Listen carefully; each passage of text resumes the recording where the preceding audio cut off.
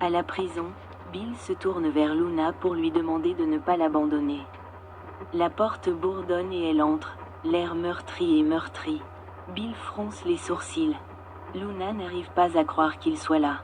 Elle pleure, pensant qu'elle perdait espoir. Bill demande ce qui lui est arrivé. « Qui t'a fait ça ?» Luna répond que les autres femmes la harcèlent sans arrêt et que les gardiens s'en fichent complètement. Elle a commis des crimes atroces, mais elle n'a rien à faire ici. Je ne sais pas combien de temps je pourrais tenir le coup. Luna pleure à Bill qu'elle n'a rien à faire ici. Elle a craqué et ce n'était qu'une folie passagère. Personne ne cherche à la comprendre.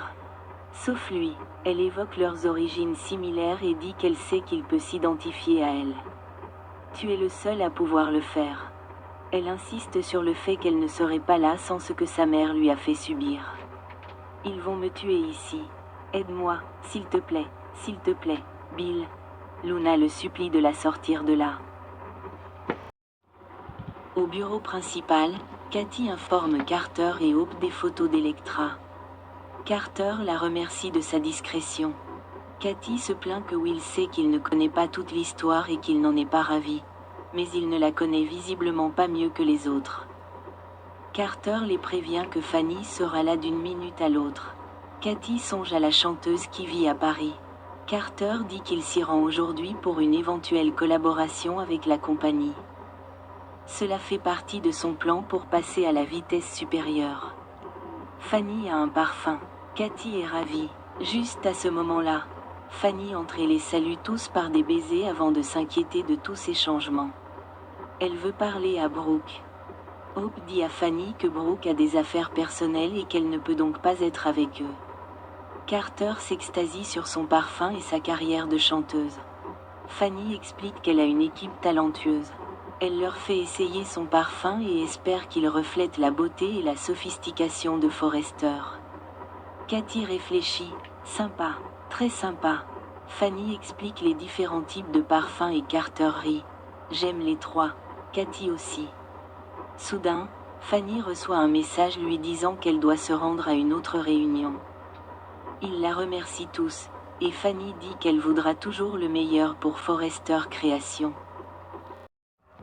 Dans le bureau d'études de Forrester, Will et Ivy discutent de la perplexité suscitée par le licenciement d'Electra. Will déclare qu'ils doivent connaître la vérité. Il est certain qu'Electra ne méritait pas cela.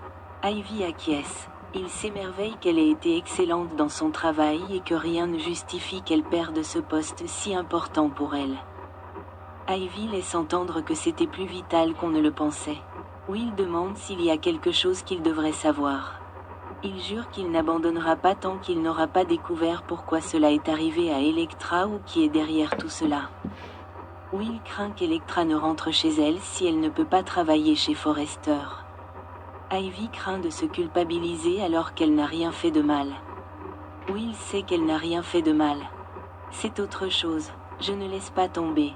Ivy et Will rejoignent Katie, Hope et Carter au siège de Forrester et exigent des réponses sur le licenciement d'Electra. Ivy dit qu'il mérite une explication. Will lui demande ce qu'elle a fait de si grave qu'ils ont dû la laisser partir. Ivy ajoute « La vraie raison ». Carter dit « Montre-leur, Katie ». Katie montre à Will la photo d'Electra sur son téléphone et s'excuse, mais comme il le voit, Electra n'est pas la personne douce et innocente qu'il pensait. Will lui demande si elle est sérieuse. Ce n'est pas Electra. Il explique que c'est une image générée par l'IA, un deepfake. Dans la salle de bain de Rémi, Electra est prise d'une crise de terreur en contemplant le collage d'elle-même accroché au mur. Electra l'entend arriver, se plaignant bruyamment du nettoyage du grill. Elle se cache derrière le canapé lorsqu'il entre précipitamment dans l'appartement et reste plantée là, furieuse. Rémi enlève son t-shirt et entre dans la salle de bain pour se laver le visage. Alors qu'il enfile un t-shirt propre, il sent du mouvement dans l'autre pièce, où Electra s'est glissée de l'autre côté du canapé. Il aperçoit Electra qui se précipite vers la porte et l'empêche de partir. Elle crie « C'était toi !» Il la supplie de l'écouter une minute. Il lui dit que les gens de Forrester ne sont pas ses amis. Ils sont comme les gens de chez nous et lui ont tourné le dos. Ils ne peuvent pas vivre avec toi, mais je ne peux pas vivre sans toi. Electra. Electra a vu les photos et sait que c'est lui qui a fait les deepfakes. Rémi lui dit qu'ils iront vivre à New York et qu'il prendra soin d'elle. Electra dit qu'il n'est pas son ami. Rémi était obligé de le faire. Il ne pouvait pas la laisser avec Will, ni avec qui que ce soit. Electra comprend que c'est pour ça qu'elle a perdu son emploi. Tu as recommencé, n'est-ce pas? Rémi ne pouvait pas laisser Will s'immiscer entre eux. Il a envoyé les photos à la mère de Will. Je n'avais pas le choix. Il lui déclare son amour et la supplie de partir avec lui. Car il ne recommencera plus jamais. Electra est furieuse d'avoir envoyé ces photos à la mère de Will en sachant qu'elle serait renvoyée et déshonorée. Et il veut qu'elle parte avec lui. Elle jure qu'il ira en prison pour ça. Rémi sait qu'il est allé un peu trop loin, mais c'est seulement parce qu'il l'aime tellement. Electra tente de s'échapper, mais il hurle « Stop !» et ne la laisse pas sortir.